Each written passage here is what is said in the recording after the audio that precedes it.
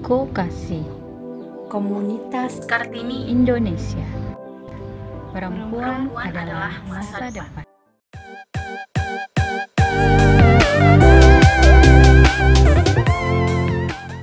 Baik, selamat malam rekan-rekan sekalian. Selamat datang dalam meeting Zoom besok bincang-bincang sobat vokasi yang diselenggarakan oleh Vokasi Indonesia. Pada kesempatan ini, saya founder Vokasi sebagai moderator dalam bincang-bincang kita malam hari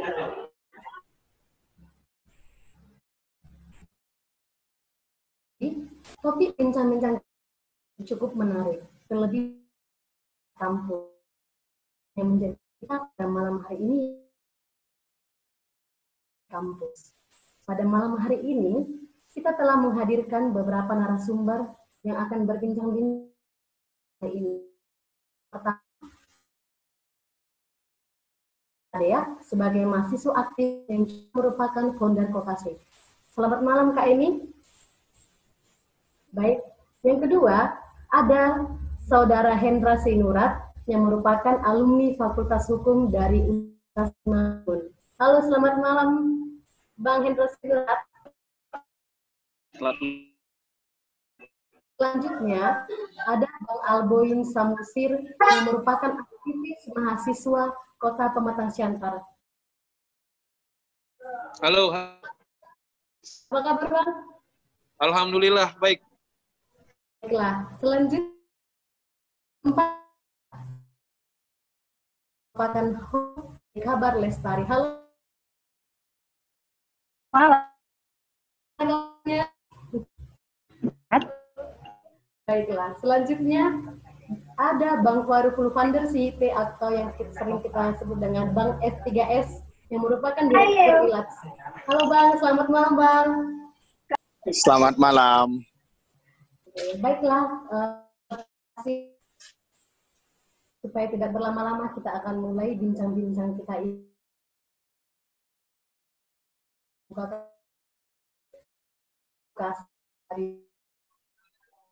Ini waktu saya berikan kepada Kak Friska Liskasi Honggen. Silakan. Terima kasih, selamat malam untuk kita semuanya. Saya mau Komunitas Kartini Indonesia karena telah terlaksananya diskusi kita pada malam hari ini, yaitu dengan mengangkat tema kebebasan berpendapat di kampus di Kebiri. Nah, ya bicara yang lainnya yang tadi sudah disebutkan sama moderator. Terima kasih untuk meluangkan waktunya. Terima kasih telah bergabung. Dan inilah kami, Komunitas Kartini Indonesia. Nah, jadi dasar atau tema ini adalah bahwa sama-sama kita ketahui pada akhir bulan Mei kelompok alumni Hukum Universitas Gadjah Mada akan melaksanakan mengangkat tema yaitu presiden di tengah pandemi ditinjau dari sistem ketatanegaraan.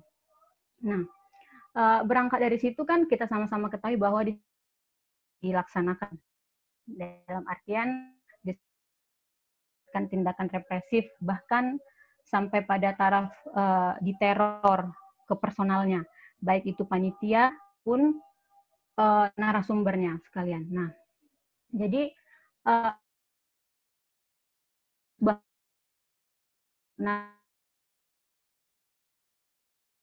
kompeten itu, tetapi masih saja mendapatkan tindakan represif. Nah, masih saja mendapatkan kita katakan perdiskusian yang dibubarkan, sederhananya seperti itu.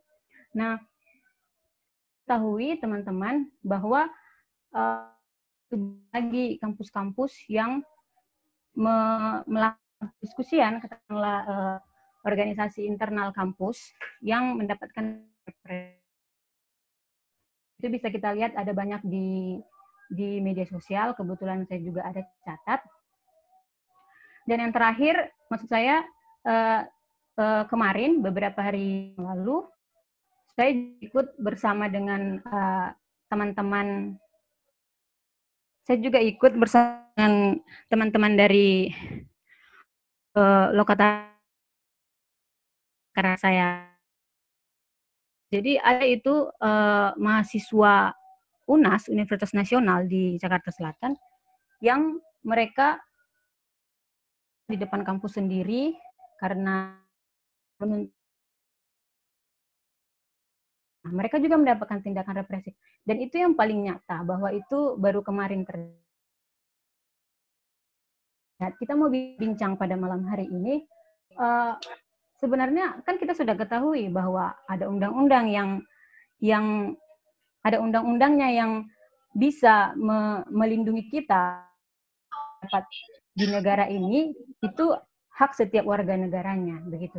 Lalu kenapa masih ada tindakan represif? Kenapa masih ada?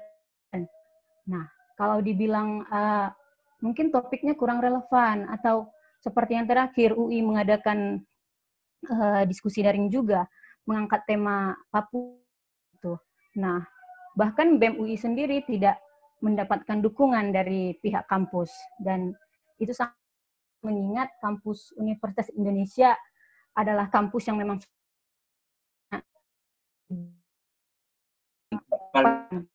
berperan dalam reformasi tahun 98. Nah, diskusi ini kita harus begitu. Nah, kalau kita tahu kita sudah dilindungi, takut. Nah, itu mari kita berdiskusi dengan baik, dan semoga apa yang kita tuangkan memang berdasarkan pengalaman empiris kita, dan saya akhirnya selamat bergabung di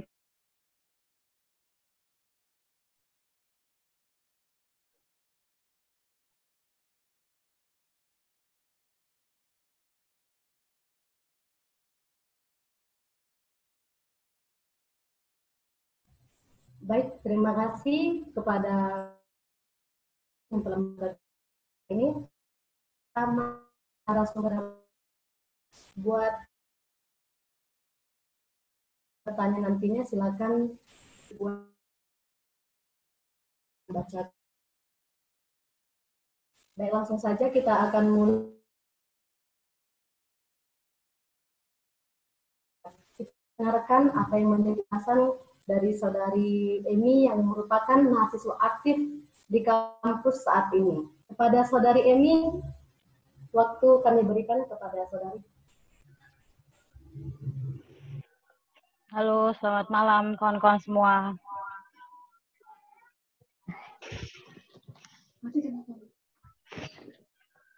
Oke, terima kasih atas kesempatan yang diberikan. Jadi, tadi moderator sampaikan bahwa saya adalah mahasiswa aktif di kampus. Jadi sebenarnya saya bingung saya aktif atau enggak ya, karena udah beberapa minggu, beberapa bulan enggak ke kampus. Oke, jadi langsung masuk aja ya, mengenai kebebasan berpendapat di kampus di Kebiri atau enggak gitu ya. Jadi kan negara Indonesia ini adalah salah satu negara yang menganut demokrasi begitu ya. Nah, demokrasi di Indonesia didasarkan pada nilai-nilai Pancasila. Dalam negara demokrasi, hak asasi warga negara dijunjung tinggi. Salah satunya adalah hak untuk menyampaikan pendapat, menunjukkan akan adanya usaha dalam membentuk kehidupan lebih dinamis sesuai dengan perkembangan zaman. Nah, kebebasan berpendapat ini merupakan hak dari semua orang, atau hak setiap mahasiswa di kampus ya, di mana seseorang bisa menyampaikan opini dengan bebas tanpa adanya batasan, kecuali menyebarkan kebencian atau sara. Nah, ini diatur dalam pasal 28E ayat 3 Undang-Undang Dasar 1945 bahwa setiap orang berhak atas berkumpul dan mengeluarkan pendapat begitu. Jadi di kampus saya sendiri saya merasakan bahwa, atau saya mengalami bahwa saya pernah membawa diskusi atau melakukan diskusi tapi kita nggak bisa menikmati fasilitas di kampus begitu, baik itu fasilitas ruangan, tempat duduk dan yang lainnya begitu ya. Nah, ketika kita ketika kita bisa menikmati ruangan di kampus, kita sering bahkan diusir begitu ya, nggak dibisain melakukan diskusi atau kumpul bareng kawan-kawan membicarakan organisasi di kampus atau membentuk organisasi di kampus begitu. Baru tak jarang juga di kampus kita temui bahwa jika salah satu penggerak dari mahasiswa itu adalah perempuan, maka kita dianggap kecil begitu ya. Kita dianggap kecil dan tidak diakui. Bahkan ketika kita meminta persetujuan dari dosen atau bantuan dari dosen begitu atau dari civitas kampus, tidak jarang kita ditolak begitu. Apalagi pengalaman saya waktu pernah menjadi ketua di salah satu pengabdian masyarakat di Sipolha, kita berusaha untuk meminta bantuan oleh Kaprodi begitu. Tetapi acu tak acu begitu ya. Kan kita sudah tahu bahwa ada anggaran dari kampus untuk kegiatan mahasiswa di kampus, tapi sepeser pun tidak dikeluarin begitu ya. Ini kayak dibungkam kita untuk nggak melakukan sesuatu supaya uang yang turun ke kegiatan mahasiswa jadi masuk kantong mereka begitu kira-kira. Nah, setelah itu aku kadang juga bingung kalau di kampus perempuan-perempuan malah takut bersuara begitu ya. Nah, kadang kalau saya sampaikan, ayo ngomong aja gitu, takut.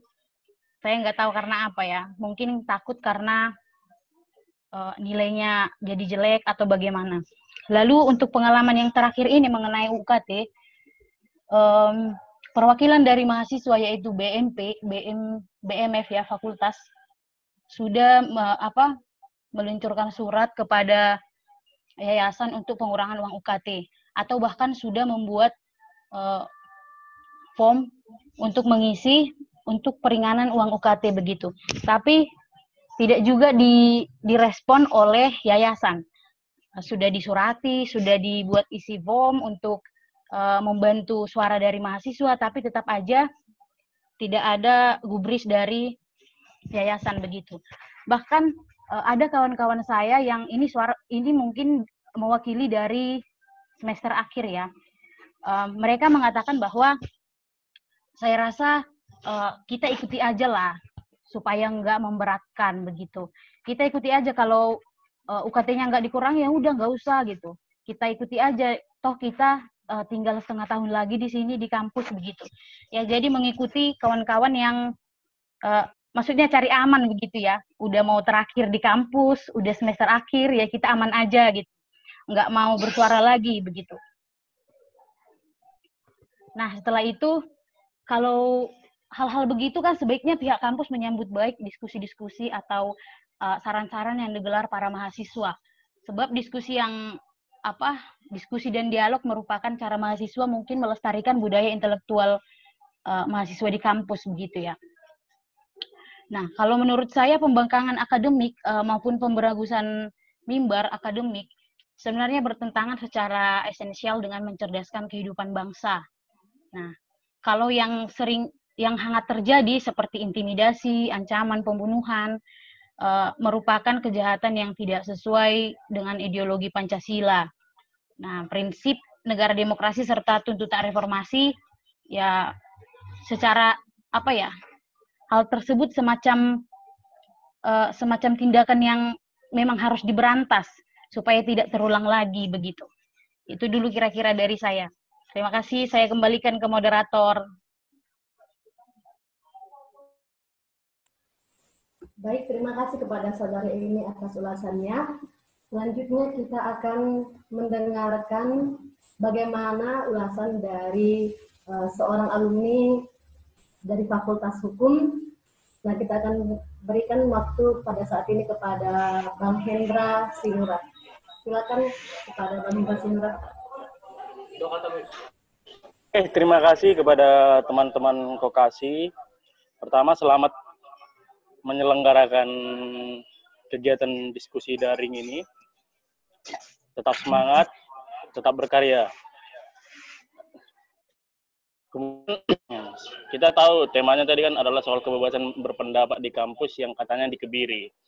Kalau kita bicara secara konten aturan, ya secara filosofis dia secara norma dasar itu sudah diakomodir, dijamin ya melalui konstitusi Undang-Undang Dasar 1945 pasal 28 seperti yang sudah dijabarkan oleh saudari Emi tadi. Kemudian yang kedua, jaminan itu kan sudah diturunkan, diderivasi di dalam sebuah produk aturan yang namanya undang-undang. Undang-undang yang disebut adalah Undang-Undang nomor 9 tahun 98. Nah, kemudian produk undang itu kan diratifikasi ke dalam lembaga yang namanya kampus. Artinya, secara normatif kebebasan berpendapat itu diakomodir dan dijamin. Yang kedua adalah soal kenapa ada yang mengkebiri, ada yang melakukan pembungkaman. Menurut pendapat saya, ini yang disebut dengan garis persinggungannya. Garis persinggungan itu adalah antara kebebasan berpendapat itu adalah soal interpretasi atau tafsiran terhadap apa-apa saja yang menjadi produk-produk atau yang perlu disampaikan dalam kebebasan berbicara itu. Tentu kita tahu, kebebasan berbicara itu bukan ditafsirkan secara harfiah berarti kita sesukanya ngomong kan itu. Tapi dia disebut dengan kebebasan berbicara yang bertanggung jawab. Ini sebenarnya yang menjadi garis persinggungannya antara tafsiran mahasiswa dan dalam hal ini kampus seringkali bersinggungan mengenai soal kebebasan berpendapat itu. Contoh, ketika tema-temanya adalah tema-tema arus utama, biasanya itu dan namanya pembungkaman. Itu poin pertama. Ketika tema-temanya arus utama, misalnya mengenai produk undang-undang, produk hak-hak secara umum, dan lain-lainnya. Biasanya menjadi persinggungannya itu adalah, atau menjadi pembungkaman itu adalah soal tema-tema tabu dalam tanda petik. Tema-tema tabu itu apa saja, antara lain satu misalnya tema LGBT. Satu. Tema kedua adalah contoh PKI, masalah cara genosida PKI. Kemudian yang ketiga adalah soal tema ateisme misalnya. Atau yang keempat adalah tema kekerasan seksual terhadap perempuan misalnya. Item-item seperti itu yang sebenarnya yang kerap kali ada persinggungan. Yaitu persinggungan adalah soal interpretasi, soal penafsiran. Apakah itu layak diperbincangkan? Nah, itu kira-kira kalau saya melihat. Tapi kita kembali lagi kepada kaidah daripada nilai daripada kampus itu sendiri. Nilai daripada kampus adalah soal kebebasan berpendapat dalam bingkai akademik. Itu poinnya. Apapun sebenarnya bisa dibahas di situ. Poin pertamanya itu, apapun yang di dalam bingkai akademik sebenarnya bisa dibahas. Mau tema-tema apapun, baik dia tema-tema tabu, katakanlah tadi soal atau yang relatif baru ini soal dalam tanda petik adalah pemakjulan. Yang sebenarnya ini tendensinya kalau kita lihat sih nilainya politis. Artinya kalau ini dibingkai secara akademik dan terbatas, ini sebenarnya tidak menimbulkan polemik. Dia menjadi polemik ketika dia menjadi hidangan publik. Itu yang menjadi masalah. Dia menjadi polemik, menjadi hidangan publik. Makanya saya tidak sepakat dikatakan bahwa kampus mengkebiri. Lebih tepatnya sebenarnya publik dalam tanda petik ya. Artinya kebenaran intelektual itu satu dibuat. Bahwa yang menafsirkan itu, contoh bicara tentang pemakjulan, ya relatif kebenaran intelektual itu ya relatif berdasarkan penguasa misalnya dalam tanda petik. Jadi itu yang menjadi masalah kalau menurut saya. Kalau secara harafiah atau secara nilai dan asas, dia nggak bermasalah kalau menurut saya soal kebebasan berpendapat. Terlebih di era reformasi, produk-produk kebebasan berpendapat itu diakomodir. Kebebasan berpendapat itu kan tentu saja bukan sekedar tulisan ataupun lisan, tapi kebebasan simbolik pun dia bisa dikatakan kebebasan berpendapat. Kebebasan simbolik itu apa? Contoh, demo, pemboikotan, atau pembakaran bendera. Ya itu kan sebenarnya bila kita telisik, ya itu diakomodir. Tidak ada pembungkaman secara sistemik. Nah, yang menjadi masalah adalah ketika perbincangan atau tema-tema itu adalah tema-tema tabu yang dalam tanda petik bagi publik. Tema-tema tabu itu yang menjadi sebenarnya yang kerap, dan itu menjadi dan itu menjadi konsumsi publik, menjadi masalah. Kayak misalnya begini, soal tadi pemakzulan itu, bagi saya dengan hadirnya para pembicara itu, dengan adanya para pembicara, katakan seperti kita lihat ada Nimatul Huda, ada Bivitri Savitri, para begawan-begawan hukum di Indonesia ini, itu sebenarnya dalam kaitan secara kebebasan itu terakomodir. Yang menjadi salah interpretasi terhadap apa itu, atau dampak diskusi itu yang dikhawatirkan. Nah, yang dikhawatirkan memicu atau ini ya sekali lagi semacam deteksi dini sih kalau menurut saya dari pemerintah. Deteksi dini untuk mengantisipasi, untuk tidak menyebut paranoid ya untuk pemerintah. Saya bilang pakai istilah deteksi dini untuk pencegahan, memantik adanya namanya pemakzulan. Kalau saya lihat, sama halnya dengan tema-tema ketika kita memperbincangkan tema-tema Papua, acap kali memang pemerintah itu cenderung memberikan deteksi dini. Saya ingat ketika 2019 ya, kalau tidak salah, di Siantar melakukan aksi yang notabene kemarin itu kalau nggak salah pemimpin aksinya adalah saudara Alboin Samosir. Kami ketika itu mendapat ya semacam ada deteksi dini lah daripada pihak-pihak oknum aparat. Deteksi dirinya bagaimana? Mereka selalu mencari-cari kami di mana, menanya-nanya apa-apa saja akan rangkaian-rangkaian yang akan diapakan, yang akan diadakan. Jadi bisa nanti ditanya kepada saudara Alboin bagaimana. Artinya ini yang unik memang. Kenapa ketika temanya misalnya soal kebebasan tentang Papua, acap kali pemerintah atau oknum aparat itu cenderung lebih protektif, lebih proteksi dini dia, ketimbang katakanlah ketika temanya adalah soal demonstrasi, misalnya katakanlah soal aksi pedagang misalnya. Jadi di sini kalau singkatnya, kalau menurut pendapat saya, ini perbincangan adanya pembungkaman ini dalam tanda petik adalah ketika diskusi itu atau kebebasan berpendapat itu menjadi konsumsi publik, baik itu bisa melalui media, bisa melalui media cetak online atau media sosial, dia menjadi hidangan publik dan menjadi polemik, maka pemerintah memberikan proteksi. Yaitu yang disebut tadi kalau istilah daripada Kokasi sendiri adalah kebiri. Sebenarnya ini, kalau kampus sendiri, saya kira tidak ada pembungkaman, tidak ada pembatasan kebebasan berpendapat. Apalagi kalau kita lihat tahun 2018 lalu melalui Permen nomor 55 tahun 2018, organisasi ekstra kampus sudah diakomodir untuk bisa masuk ke kampus. Nah, itu adalah salah satu ekspresi kebebasan berpendapat, dalam hal ini kebebasan berserikat. Jadi sekali lagi kalau pendapat saya, persoalan adanya polemik-polemik yang katakan tadi yang ditafsirkan oleh Kokasi adalah kebiri, ini soal interpretasi terhadap sebuah produk temanya. Ya, ketika temanya adalah ini, cenderung pemerintah lebih protektif, lebih ya, untuk tidak menyebut paranoid ya, lebih protektif. Jadi saya kira di situ, kembali kepada moderator.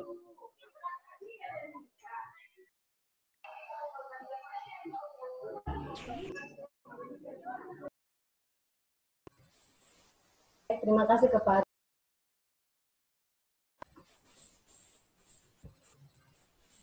terima kasih kepada Bang Hendra Sinurat ya, yang sudah menyampaikan ulasannya.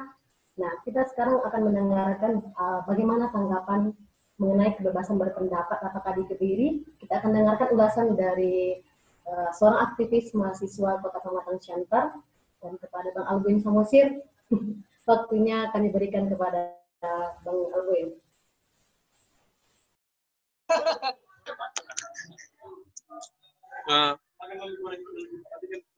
Baik, selamat malam para rekan-rekan dan handi tauladan sekalian.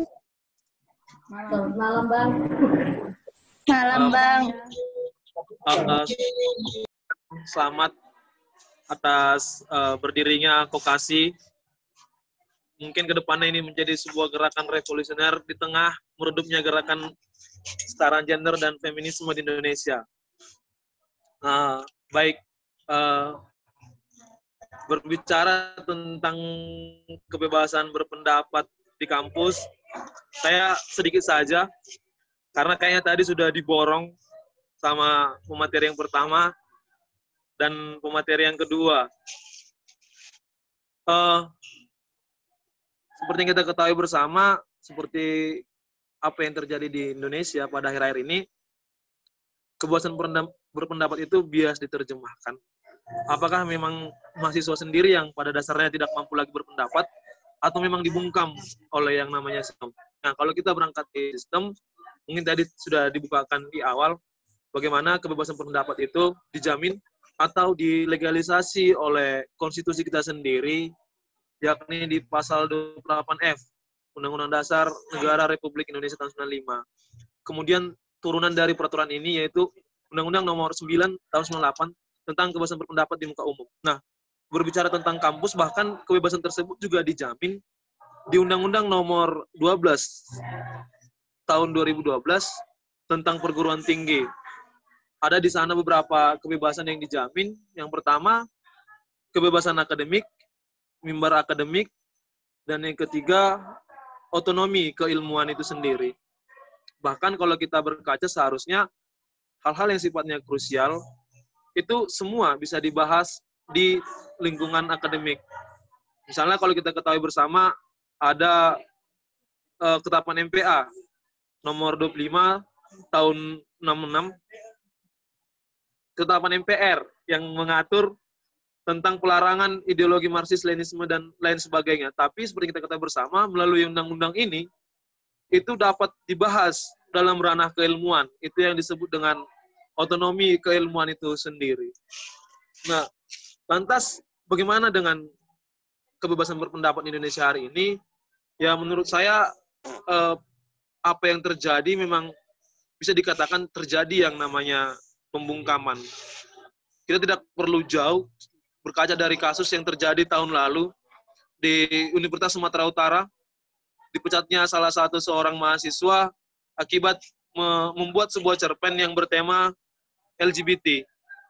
Nah, ini sendiri menjadi sebuah dilema bagi kita. Artinya, kegagalan perguruan tinggi memahami hal tersebut sebagai mimbar akademik gagal diterjemahkan. Sampai pada akhirnya mahasiswa tersebut dipecat. Pun hal yang sama terjadi di beberapa daerah, atau kita sebut di Unair, ada beberapa mahasiswa yang pada akhirnya harus diskorsing dan terancam dipecat akibat menyampaikan kebebasan berpendapat pada saat itu ketika bertema tentang terkait dengan Papua. Nah, kemudian yang kita alami hari ini, mungkin tadi disinggung oleh sedikit Saudara Hendra, yang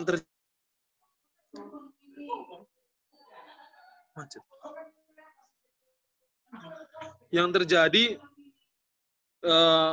lingkungan kita, baik polisi dan lain sebagainya, itu coba membungkam. Misalnya, saya sendiri alami hal yang sama terkait dengan pembungkaman, bukan oleh pihak kampus, tapi juga oleh pihak kepolisian. Pada saat itu, kita dengan rekan-rekan Cipayung lainnya di Pematang Siantar, coba bersuara tentang aksi solidaritas terhadap mahasiswa Surabaya.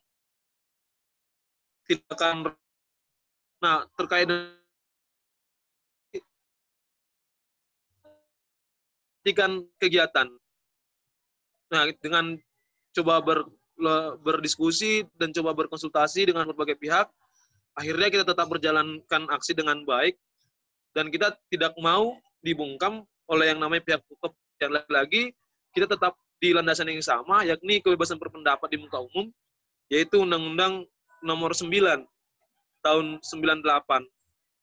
Mungkin itu sedikit pembukaan dari saya di awal. Terima kasih.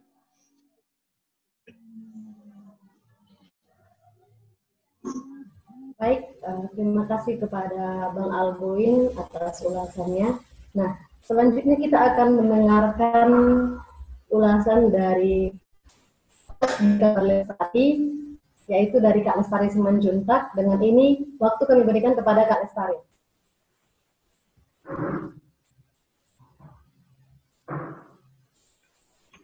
Halo, selamat malam. Selamat malam. Oke, terima kasih buat Kokasi yang sudah mempercayakan saya menyampaikan pandangan tentang topik yang baru-baru ini kita dengar di Republik kita ini ya.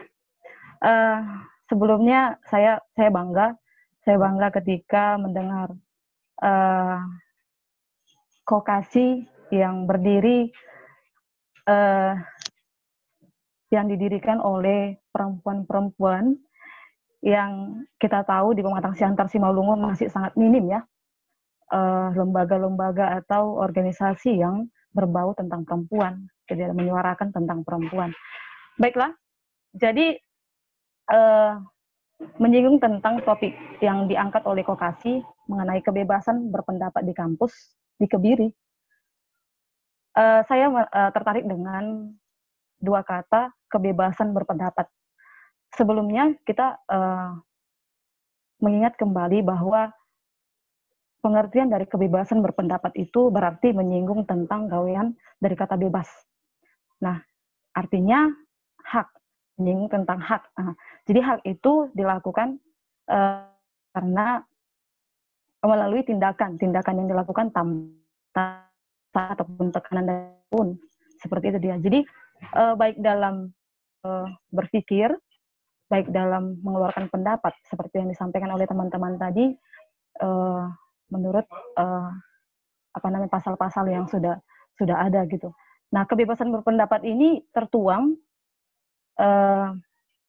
melalui tulisan, buku, artikel, atau bahkan media-media yang lain yang bisa diterima oleh masyarakat sendiri. Nah, tentang ini, tentang kebebasan berpendapat ini juga dijunjung tinggi oleh masyarakat Indonesia, negara Indonesia, baik melalui pemerintahnya sendiri yang menyuarakan bahwa Indonesia merupakan negara demokrasi yang bebas menyampaikan pendapatnya ketika memang itu tidak sesuai dengan aturan yang ada atau bahkan yang lain-lain, seperti itu dia. Jadi menyinggung persoalan yang terjadi di UGM bahwa salah satu lembaga di UGM yaitu CLS, yaitu Constitutional Law Society, yang merupakan mahasiswa jurusan Tata Negara dari Fakultas Hukum UGM-nya, yang mereka membuat suatu diskusi ringan atau bahkan sekedar cakap-cakap lah, itu yang aku dengar setelah ujian ya dilakukan, cakap-cakap yang pada saat itu merupakan pandemi COVID-19 itu sedang merajalela. Nah, artinya ketika situasional itu mereka berpikir bahwa wah, gimana kalau yang saya tangkap ya dari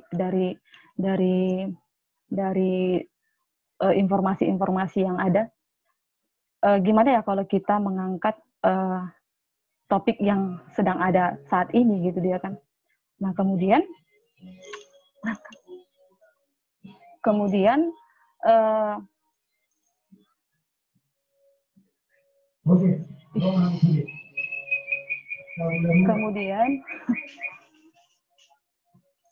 Maaf ya, teman-teman. Kemudian mereka berpikir bahwa gimana kalau membuat sebuah kegiatan yang mampu menerima argumen-argumen dari luar juga seperti itu dia kan. Namun beberapa waktu kemudian kita juga mendengar ketika berita ini sudah diangkat di publik, ternyata judul yang mereka rampungkan itu tiba-tiba berubah gitu dia. Teman-teman sudah pasti tahu tentang itu. Tiba-tiba berubah dan itu timbul ketika para ahli atau bahkan pengamat melalui tulisan-tulisannya yang baik itu pro, baik itu kontra, sehingga dengan cepat juga kita mendengar bahwa adanya ancaman teror, pembunuhan bahkan ya, itu untuk mahasiswanya sendiri atau bahkan pembicaranya yang sudah dihubungi seperti itu. Nah, namun yang bisa saya lihat dari sini adalah ada dua sisi di antara kampus sendiri dan juga pemerintah. Artinya tadi Alboin sudah menyampaikan bahwa di sini ada pembungkaman itu entah dari pemerintah sendiri atau bahkan menurut saya atau bahkan dari kampus sendiri seperti itu dia kan. Tapi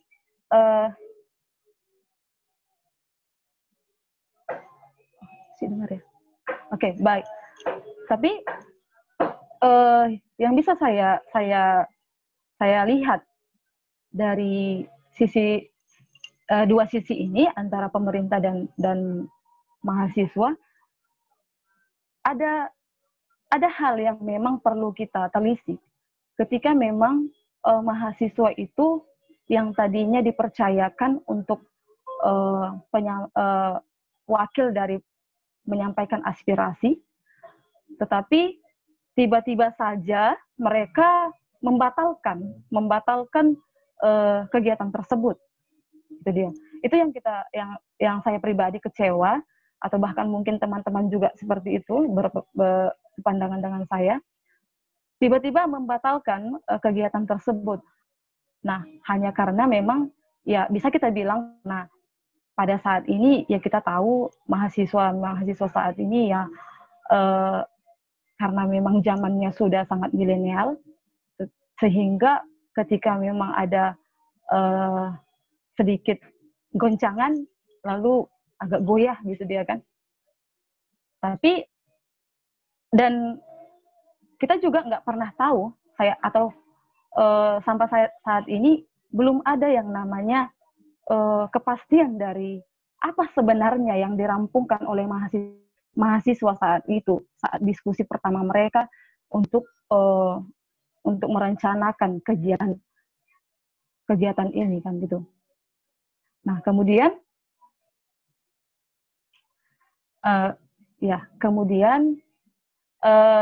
dari pemerintah juga ada pandangan bahwa dua instansi salah satunya yang berkaitan dengan pemerintah, salah satunya dari ormas yang cukup mempengaruhi di Indonesia yang berkaitan dengan teror tersebut gitu dia. Jadi saya selaku dari media melihat di mana sebenarnya pembungkaman itu terjadi gitu kan. Karena memang dari sisi mahasiswanya sendiri pun tidak terbuka, terus dari pemerintahnya sendiri pun seolah-olah tidak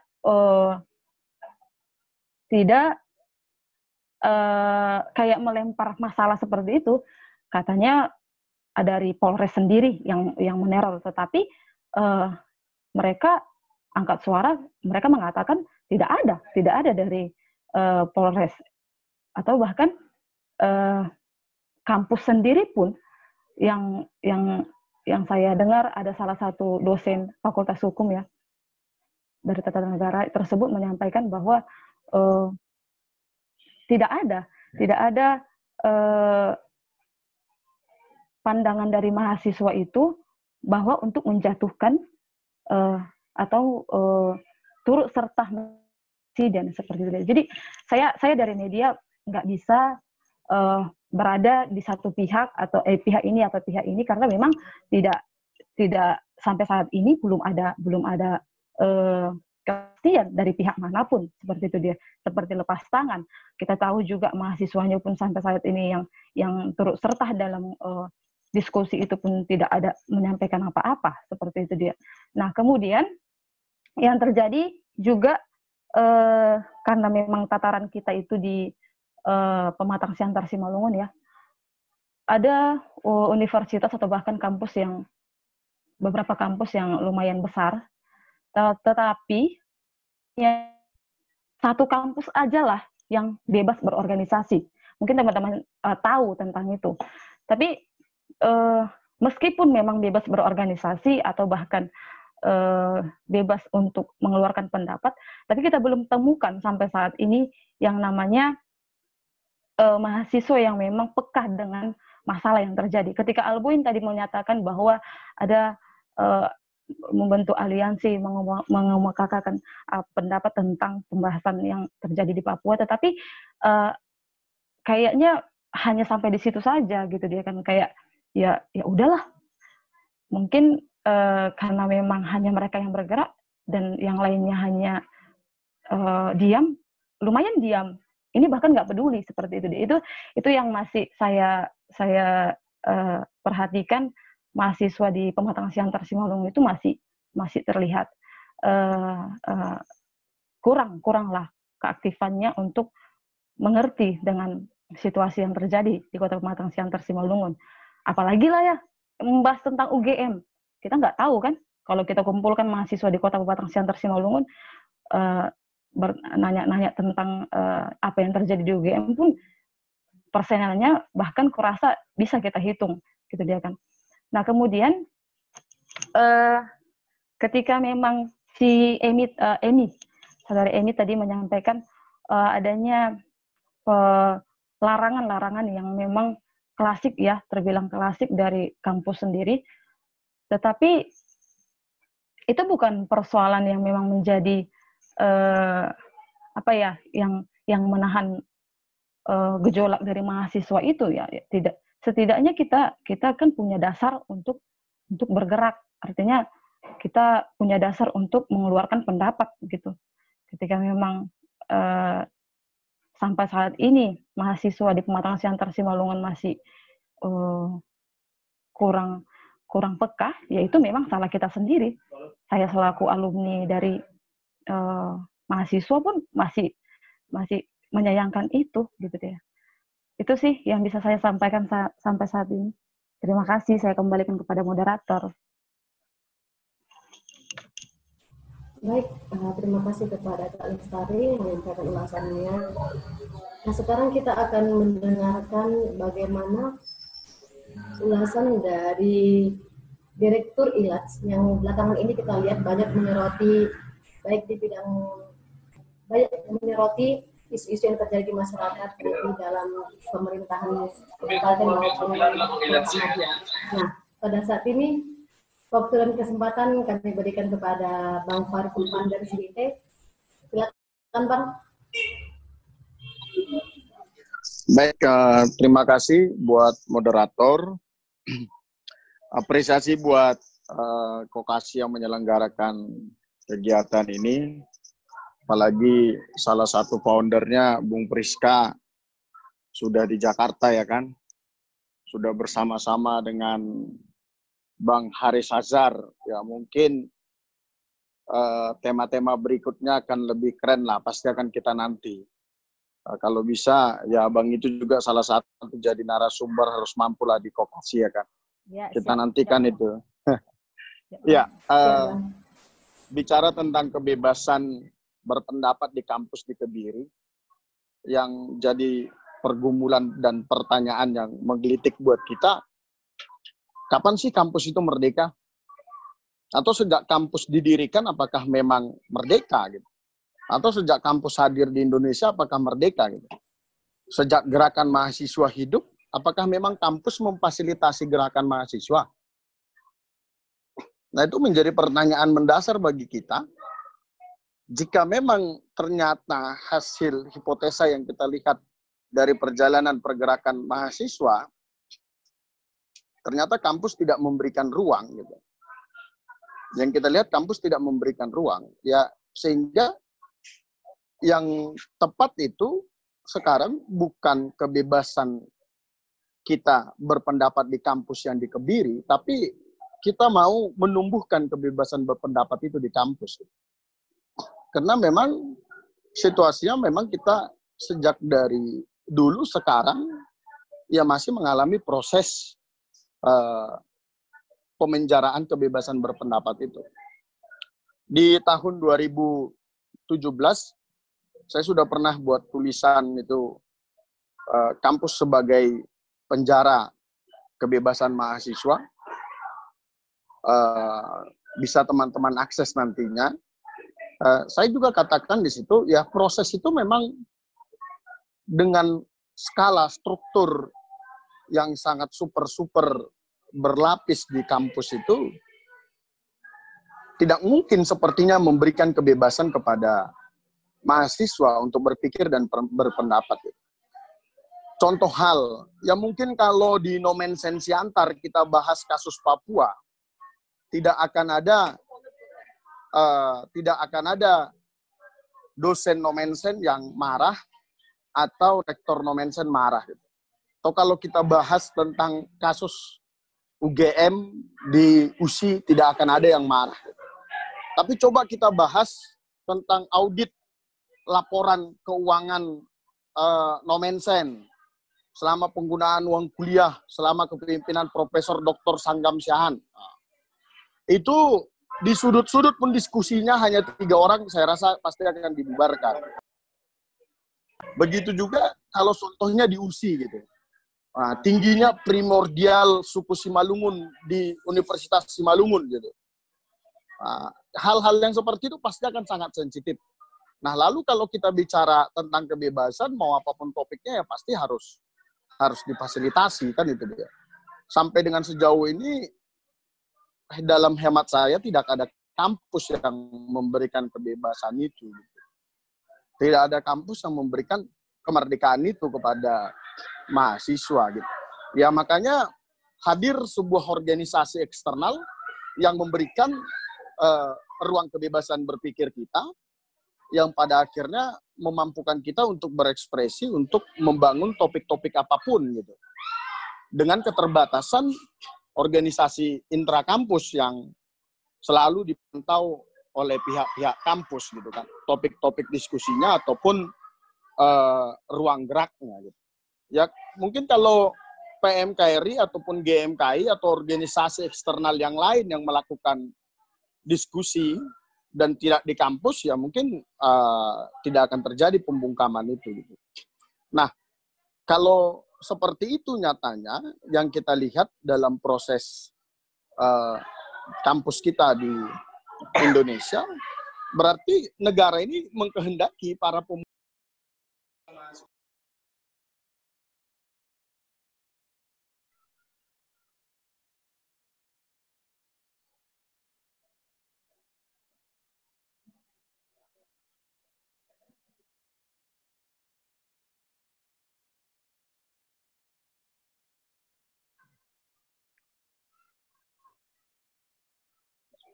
Halo, Bang. Halo, Bang Power. Ya, halo. Oke. Ketika proses kampus itu diberikan dengan bebas oleh pihak kampus ataupun pemerintah, yang kita lihat memang perlawanan yang terjadi di tengah-tengah mahasiswa akan semakin subur gitu. Diskusi-diskusi akan semakin hidup, intelektual akan semakin hidup, kebenaran akan semakin terjelikkan gitu. Kita akan lebih banyak mendapatkan referensi-referensi dan pengetahuan-pengetahuan kebenaran di kampus gitu. Nah, tetapi kalau kita lihat kan di hulu, kalau kita lihat di hulunya, sejak sekolah pun kita, mulai dari SD, SMP, hingga SMA, pembungkaman itu terus terjadi kok. Gitu. Nah, atau jangan-jangan kita yang sedang ini juga, yang sebagai guru, melakukan proses pembungkaman kepada siswanya. Sehingga kita sebagai korban pembungkaman itu akan cenderung menjadi pelaku. Ya, pada akhirnya kita nanti yang akan menjadi dosen dan juga akan menjadi pelaku pembungkaman itu juga. Gitu. Ya, kita bisa lihat kan proses bagaimana juga proses perjalanan Suhordi yang dia dibungkam mulai dari sejak di SMP. Dia bertanya kepada gurunya dengan pertanyaan yang berbeda, pada akhirnya dia harus diusulkan pindah sekolah dan sebagainya. Nah, proses itu juga sering kita alami loh sejak mulai dari sekolah. Pembungkaman-pembungkaman itu ketika anak didik kita melawan dengan tanda kutip menyatakan yang benar menurut dia, kesulitan mengakomodir kebenaran daripada seorang siswa, itu masih tabu sepertinya bagi kita. Nah, begitu juga hingga sampai ke ruang lingkup perkuliahan yang kita alami sama gitu. Yang kita alami ya proses pembungkaman, mau itu dari dosen, dari struktur kampus, dan begitu juga dari pemerintahnya gitu. Nah, iklim yang seperti ini yang bertabrakan di republik ini gitu. Dia sebagai intelektual, seorang dosen, seorang struktural dosen, tapi sepertinya juga berafiliasi dengan partai politik gitu. Nah, atau malah bahkan seorang politisi yang bicara agama, seorang agama yang bicara politik gitu. Nah, begitu juga ketika mahasiswa berdiskusi di kampus, jangan dipandang sisi politiknya, harus dipandang sisi intelektualnya. Kalau kita semua hubungkan dengan situasi politiknya, ya inilah akibatnya gitu, terjadinya sebuah pembungkaman gitu. Ya, kampus itu harus bersih dari hal-hal yang seperti itu gitu. Nah, itu yang terpenting mungkin untuk kita sama-sama dan situasi ini. Tapi sampai dengan sekarang, hingga saya mengalami proses studi di beberapa kampus, saya melihat ya kebebasan itu juga punya takarannya gitu. Tetap kebebasan menurut perspektif kampus itu masing-masing gitu. Tidak ada kebebasan yang secara yang disebut-sebut dalam undang-undang itu masih utopia di kita gitu. Terima kasih. Mungkin nanti bisa kita lanjutkan dalam diskusi tanya jawabnya, Ibu Moderator. Baik, terima kasih buat Bang Farul Pandar Sihite yang sudah menyampaikan ulasannya. Nah, di sini kita akan masuk pada sesi tanya jawab Sobat Vokasi. Bagi yang mau bertanya silakan dikirim dalam pesan kita ini, nanti saya akan bacakan. Nah, di sini sudah ada pertanyaan dari Saudari Bintang Siahaan. Saya akan bacakan. Bintang Siahaan ingin bertanya langsung kepada pemateri, yaitu Alboin Christopheri Samosir. Nah, bagaimana sih sebenarnya yang dikatakan kebebasan dalam pendapat itu? Karena banyak sekali yang menyalahkan arti dari kata bebas ini. Dan bagaimana sih cara yang benar dan dalam menyampaikan pendapat agar aspirasi kita dapat didengarkan? Apakah harus dengan aksi seperti itu ya? Langsung saja kepada Bang Alboin Christopheri Samosir untuk menjawabnya.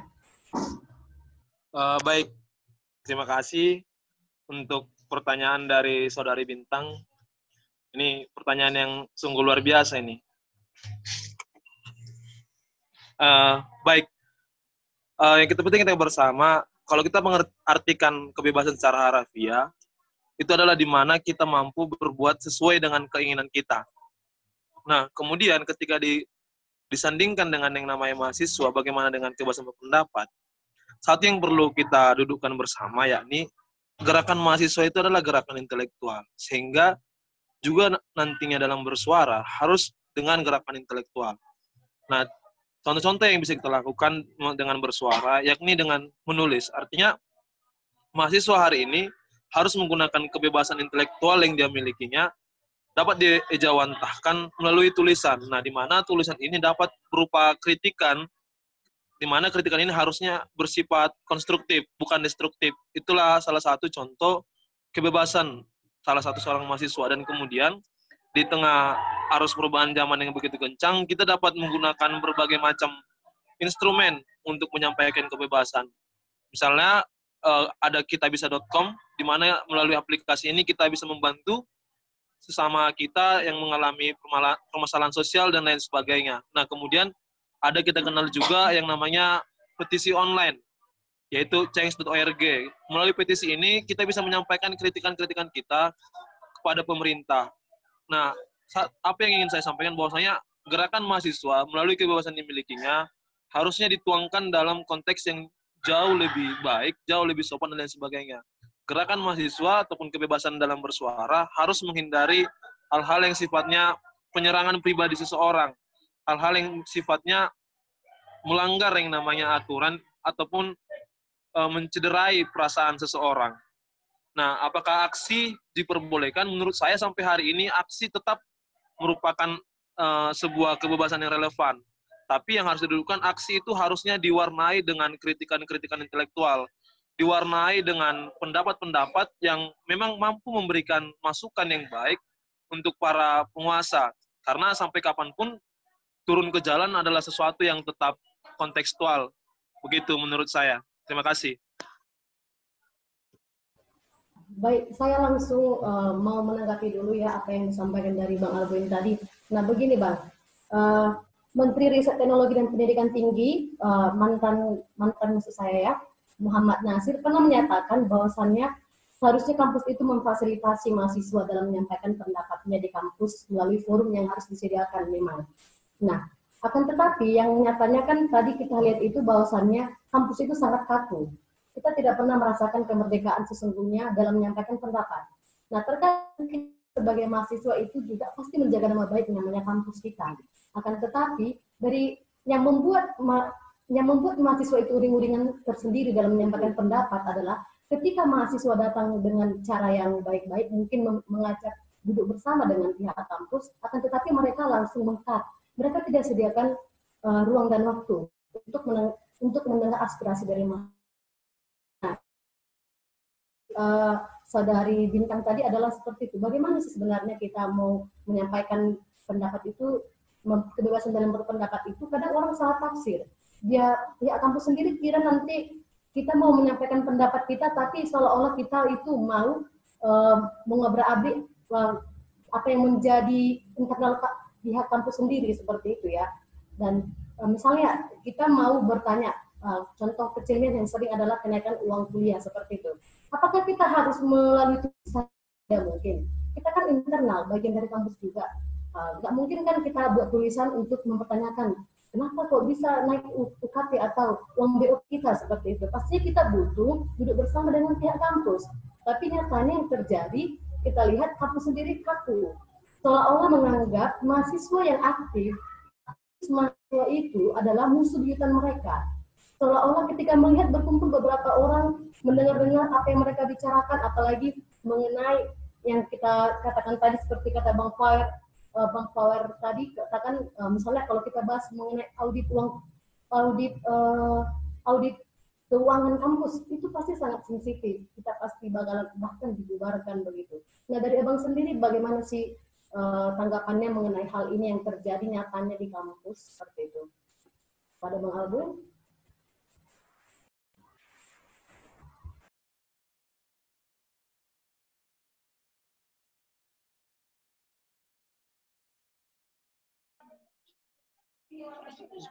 Berbicara tentang bagaimana seharusnya kebebasan mahasiswa itu, harusnya memang ini juga otokritik kepada mahasiswa itu sendiri.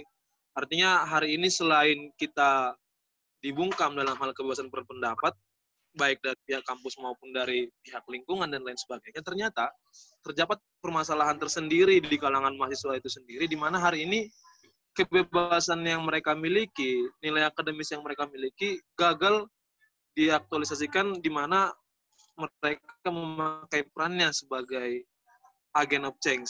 Nah, menurut saya, kesalahan-kesalahan dalam menyampaikan kebebasan berpendapat, misalnya terkesan menyerang pribadi seseorang. Nah, ini yang tidak boleh dipergunakan oleh mahasiswa dalam menyampaikan kebebasan yang berpendapat. Baru kemudian argumen yang dibangun ternyata adalah sebuah argumen yang kosong.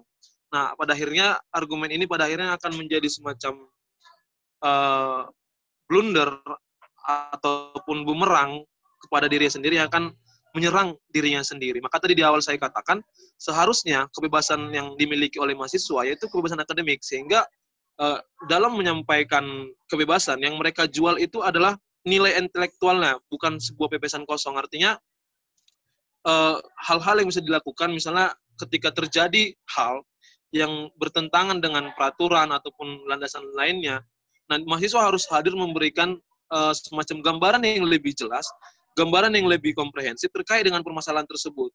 Nah, disinilah memang dibutuhkan peran mahasiswa, di mana gerakan yang dibangun itu harusnya lebih kepada gerakan intelektual, bukan kepada vandalisme, barbarisme, dan lain sebagainya. Seperti itu.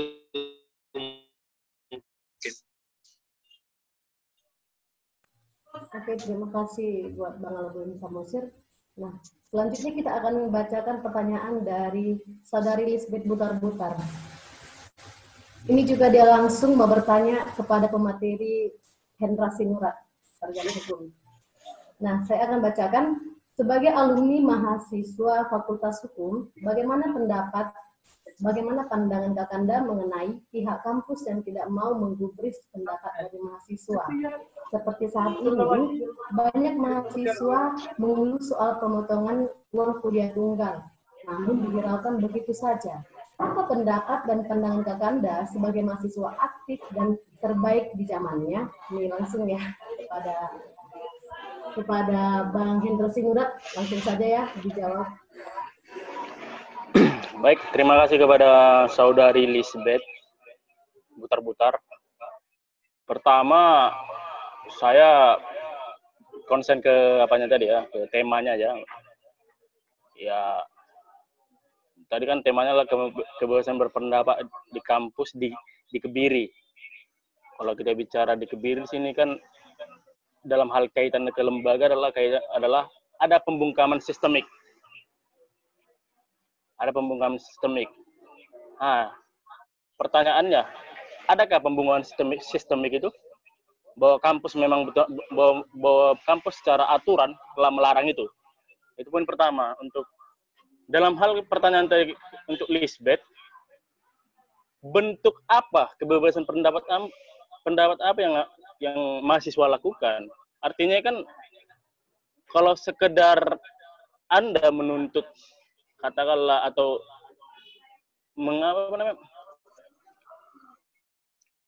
mengoceh-oceh di media sosial, itu ya tidak sama servernya, itu maksudnya. Artinya nggak kesampaian apa yang menjadi keluhan Anda, itu poinnya. Jadi Anda menuntut penuntutan misalnya katakanlah masalah UKT, tapi menuntutnya itu di servernya di media sosial, mengeluh, nggak sampai apa yang menjadi keluhan Anda. Nah itu.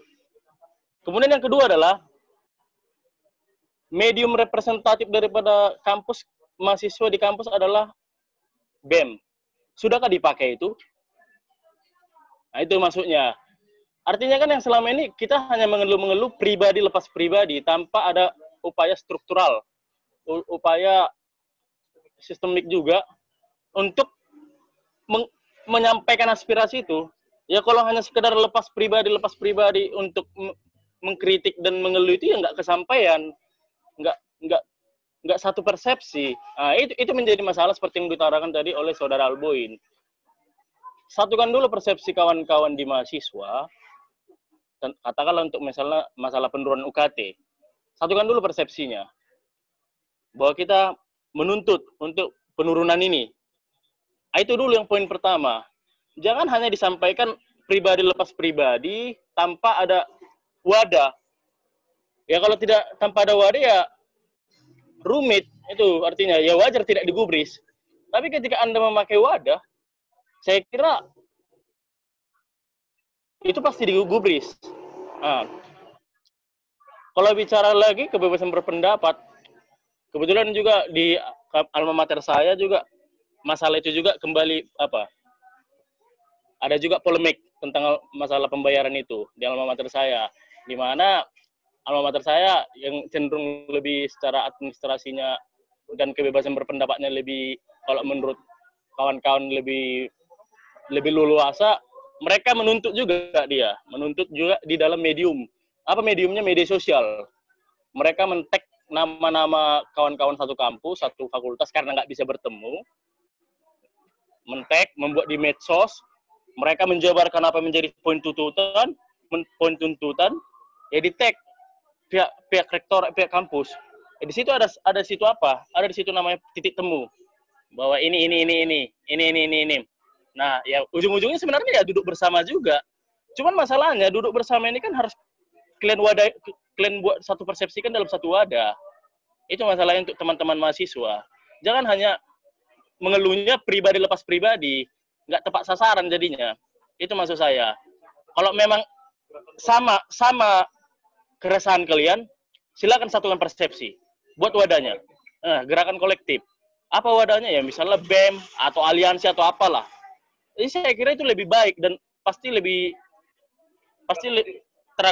terakomodir. Nah, itu poinnya sebenarnya. Ini bukan soal digubris tidak digubris, tapi cara kita untuk menyampaikan aspirasi atau keresahan itu. Dalam hal ini UKT itu. Itu saya kira. Terima kasih moderator. Baik, saya mau langsung menanggapi dulu langsung dari Bang Hendra Sinurat ya. Tadi Abang bilang, ayolah buatlah ruang yang istilahnya ayo duduk bersama atau jangan melalui media sosial itu tidak etis seperti itu ya. Mungkin kita mau yang lebih etis. Nah, saya mau langsung tanya nih, keadaan sekarang ini kan lagi dalam keadaan kita social distancing ya, bahkan perkuliahan itu secara online.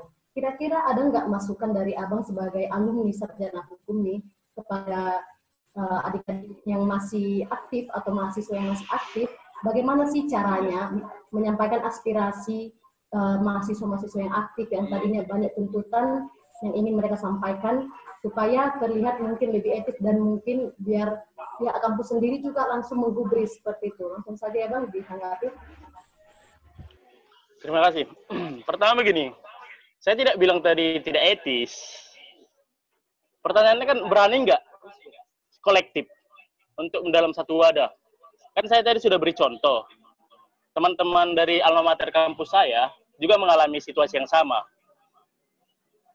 Udah, mereka membuat sebuah tulisan dalam hal ini melalui medsos, media sosial dengan men-tag pihak kampus dan memention teman-temannya satu fakultas yang merasa kebijakan itu meresahkan.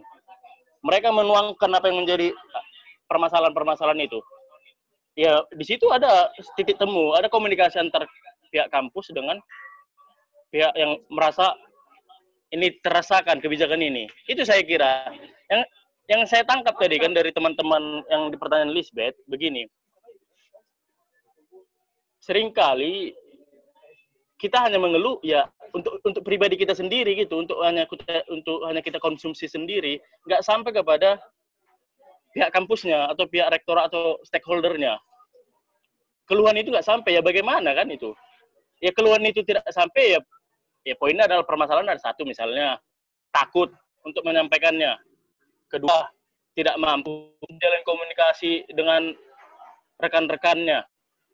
Jadi itu sebenarnya, kembali lagi seperti dikatakan Saudara Albun tadi, otokritik juga kepada mahasiswanya. Mereka ya harus sebelum memberikan atau ingin tersalurkan aspirasi mereka itu ya satukan dulu wadahnya, satukan dulu persepsi kalian, teman-teman mahasiswa. Bila memang ini kebijakan ini adalah meresahkan teman-teman mahasiswa, satukan dulu wadahnya. Buat keresahan-keresahan itu, kritik-kritik kalian itu dalam satu wadah. Baru sampaikan. Saya kira itu lebih elok, lebih enak deh, dan akan lebih mudah tersampaikan. Ketimbang hanya pribadi lepas pribadi hanya mengeluh seperti ngalor ngidul di kedai kopi. Nah, itu yang saya tangkap di situ. Tadi cuma hanya sekedar aku nih UKT aku nggak bermasalah, tapi nggak sampai loh, nggak tahu pihak kampusnya gitu kira-kira. Dia mengkritisi itu nggak tahu pihak kampusnya.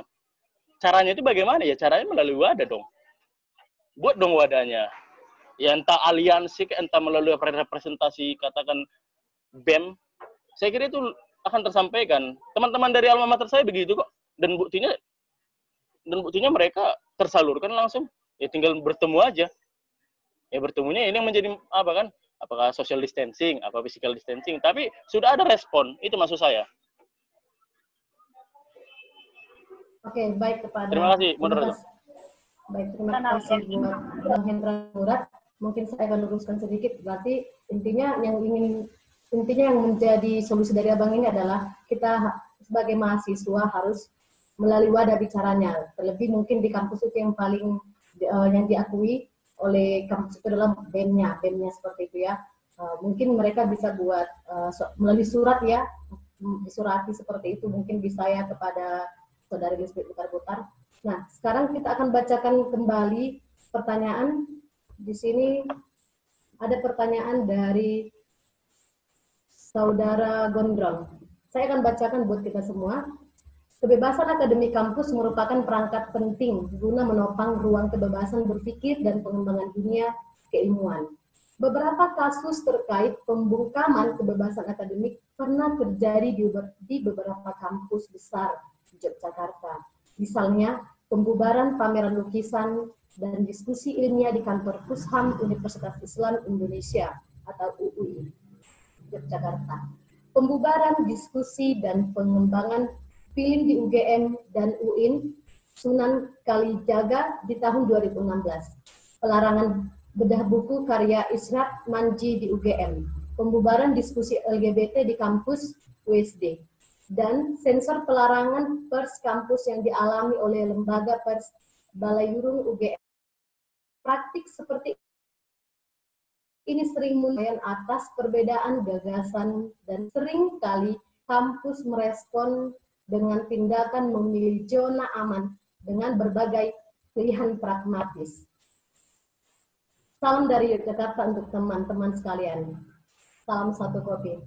Ini untuk mengenai ini mungkin langsung saya minta ya tanggapan dari Bang Farul Vander Sihite. Saya mau dengar tanggapan kita akan dengarkan tanggapan dari Bang Farul Vander Sihite mengenai apa yang disampaikan oleh dari Saudara Gondrong. Silakan Bang.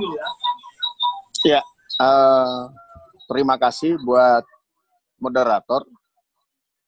Persoalan yang disampaikan oleh teman kita Saudara Gondrong yang dari Yogyakarta, saya rasa memang itu bukan pertanyaan ya. Mungkin dia menyatakan kondisi yang ada di Yogyakarta. Ini yang saya katakan tadi, bahwa kampus kita di Indonesia, bahkan sejak kita bilang sebelum reformasi dan bahkan ketika reformasi pun, memang tidak ada sebuah kemerdekaan di dalamnya. Gitu. Nah ini Gondrong sudah membantu kita dengan menunjukkan beberapa fenomena yang terjadi di Yogyakarta yang kita tahu sebagai kota pendidikan. Nah beberapa tahun yang lalu saya juga sempat pernah studi di Yogyakarta dan sempat beberapa kali diskusi juga di pelataran UGM, di Fakultas MAP, dan juga pernah beberapa kali ikut demonstrasi di Yogyakarta, salah satunya demonstrasi terkait buruh, dan begitu juga yang terjadi ketika